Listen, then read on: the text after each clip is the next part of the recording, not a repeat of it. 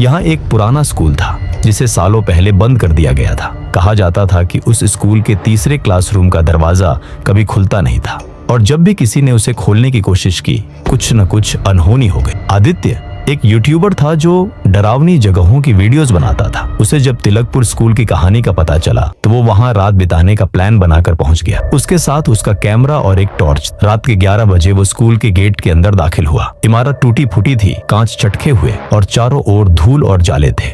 आदित्य सीधा उस क्लासरूम की ओर गया जिसके बारे में सुना था, तीसरा दरवाजा। उसने कैमरा सेट किया और रिकॉर्डिंग चालू की। दोस्तों, मैं अब उस दरवाजे को खोलने जा रहा हूँ जिसे लोग भूतिया कहते हैं, वो बोला।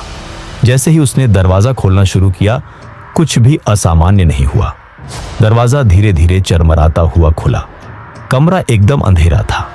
अंदर जाते ही टॉर्च की रोशनी में एक पुराना टीचर की कुर्सी और बोर्ड दिखाई दिया, पर तभी टॉर्च बंद हो गई। कुछ सेकंड तक अंधेरा छाया रहा और फिर धीमी धीमी बच्चों की हंसी की आवाज आने लगी।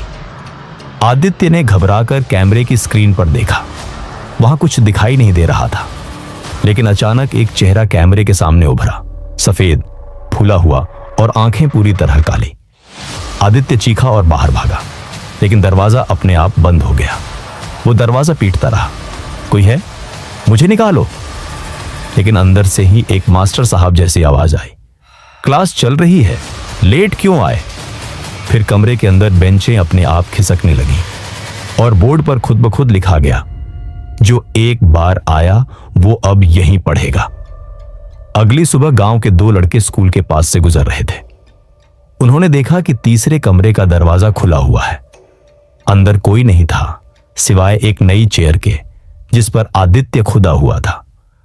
उसके YouTube चैनल पर आखिरी वीडियो रात 12 AM को अपलोड हुई थी।